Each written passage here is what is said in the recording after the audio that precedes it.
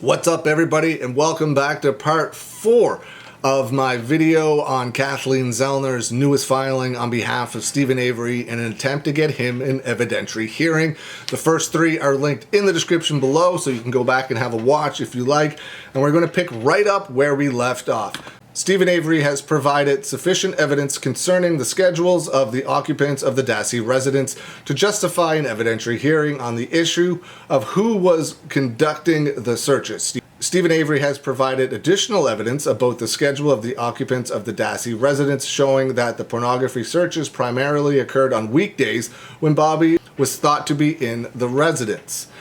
To make this determination, an evidentiary hearing must be held.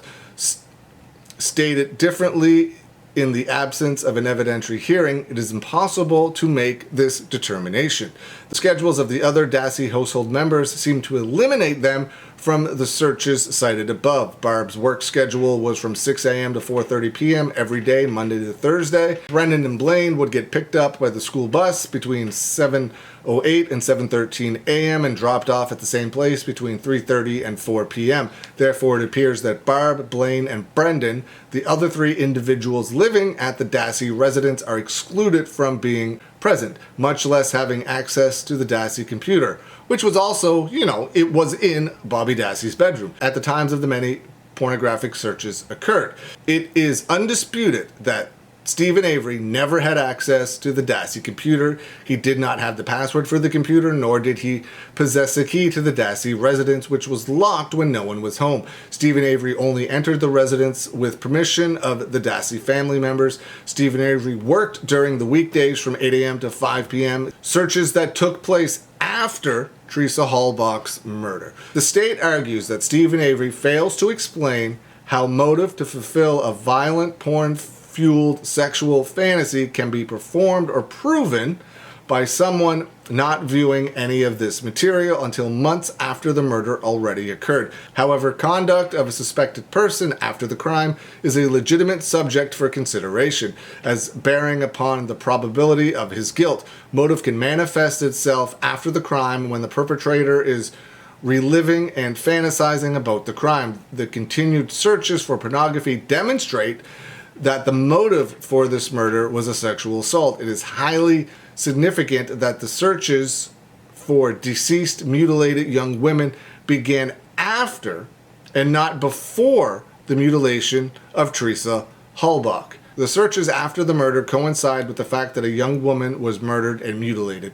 The searches for the murder coincide with thousands of images of young women engaging in sexual activity, many unwilling, and corroborate a sexual assault motive.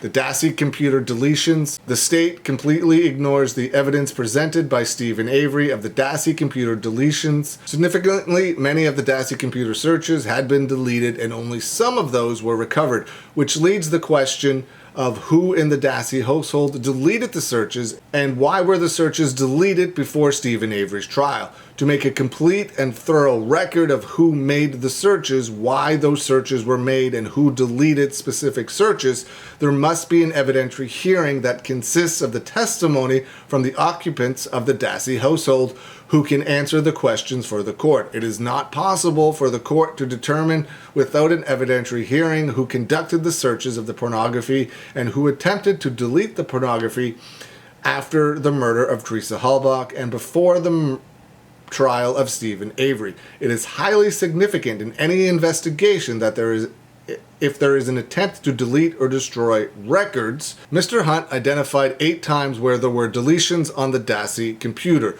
Those deletions are very important because they correlate with Teresa Halbach's visits to the property. Teresa Halbach visited the property on August 22nd, 2005, and there are deletions on the Dassey computer from August 23rd to August 26th, 2005. Teresa Halbach visited the property on August 29th, 2005, and there are deletions from August 28th, 2005 through September 11th, 2005. Teresa Halbach visited the property on September 19th, and there are deletions from September 14th through September 15th, and there are also deletions from September 24th through October 24th, 2005. Most significantly, around the time of her murder on October 31st, 2005, there were deletions from October 26, 2005 to November 2nd, 2005. During the investigation of Teresa Halbach's murder, beginning on November 3rd, 2005, there were further deletions made on the Dassey computer. Those deletions at the above described relevant times cannot be dismissed as mere coincidences, and an evidentiary hearing needs to be held to determine who made these deletions and why. Dr. Burgess wrote in her affidavit, "It is not unusual for an organized offender to try to cover up his fantasies by deleting files from a computer." Bobby Dassey's possession of the victim's vehicle is much more powerful evidence of a direct connection to the murder and to the opportunity to plant all the forensic evidence to frame Steven Avery. The burden of establishing motive based on the Dassey computer evidence is greatly lessened by establishing Bobby's direct connection to the crime and opportunity to have committed the murder and planted the evidence to frame Steven Avery. The state argues that Bobby Dassey's searches did not reveal anything mirroring the crime, contending Avery fails to point to a single image or search for someone who was shot and the body burned, nor anything that would suggest that these widely varying types of pornography had any similarity whatsoever to Teresa Halbach's murder, and has included such relevant and off-point searches such as MySpace, tires, race car accidents, Ford Focus accidents, deceased girls, and big women naked. The state is wrong. Mr. Avery did in fact provide this court with specific searches about someone who was shot and searches for gun to a head. There were 8 searches prior to Teresa Halbach's murder on September 17th, 2005 for skeleton and a live skeleton. The searches exactly mirror Teresa Halbach's fate.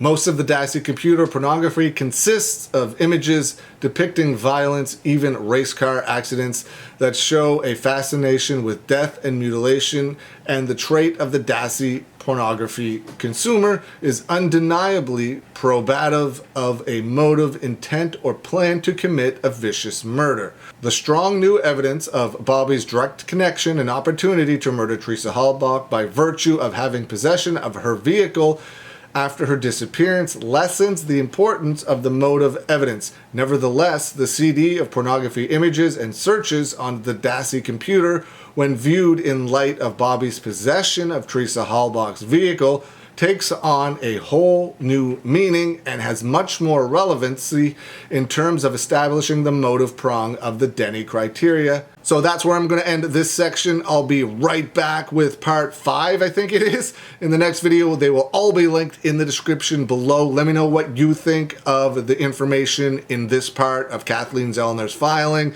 Leave some comments below. I hope you're having a good day, and I'll see you again soon.